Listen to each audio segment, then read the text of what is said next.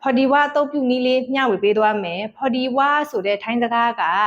စကားတွေရဲ့အရှိမထက်သုံးတာဖြစ်ပါတယ်ကိုလွှဲချော်မှုဖြစ်တဲ့အခါဒီမှာဖြစ်စေညင်းတဲ့အခါဒီမှာဖြစ်စေရည်ကြီးအောင်ကြားကောင်းအောင်ထက်သုံးတာပဲဖြစ်ပါတယ်ဥပမာพอดีว่าหนูไม่ว่างไปอะค่ะพอดีว่าหนูไม่ว่างไปอะค่ะတမီးသွားလို့မအားလို့ပါရှင်အဲ့လိုမျိုးပေါ့နော်ပြောချင်တာကတကယ်မအားတာကိုသွားချင်တယ်ဒါပေမဲ့မအားလို့တာမသွားလိုက်ရတဲ့ပုံစံမျိုးတက်ရောက်တာပေါ့နော်พอดีว่าထက်ရင်ညင်းတဲ့အခါမှာလည်းပို့ပြီးတော့ကောင်းသွားတာပေါ့နော်พอดีว่าหนูลืมเอาพาสปอร์ตมาค่ะพอดีว่าหนูลืมเอาพาสปอร์ตมาค่ะ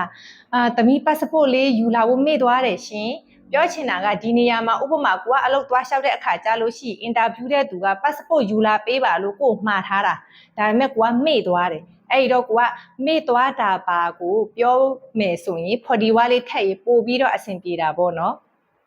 ပြီးရင်နောက်ထပ်တစ်ကြောင်းကလူငယ်တွေအတွက်ပဲဖြစ်ပါတယ်တကယ်လို့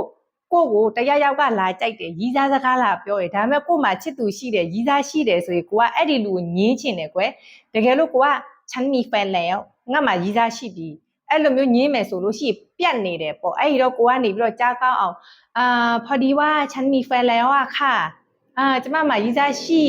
ပြီးပြီဒါပေမဲ့พอดีว่าထည့်လိုက်တော့ကိုရဲ့စကားကညင်းတယ်ဆိုပေမဲ့ယဉ်ကျေးသွားတာပေါ့နော်လက်တွေ့မှာပြန်လည်ပြီးတော့အသုံးပြုလို့ရပါတယ် like share comment ရေးထားခဲ့ပေးလို့ရပါတယ်တေတန်းအကြောင်းအသေးစိတ်ကိုတော့အခုကြည့်နေတဲ့ချက်ပေါက် Messenger မှာအသေးစိတ်မေးမြန်းနိုင်ပါတယ်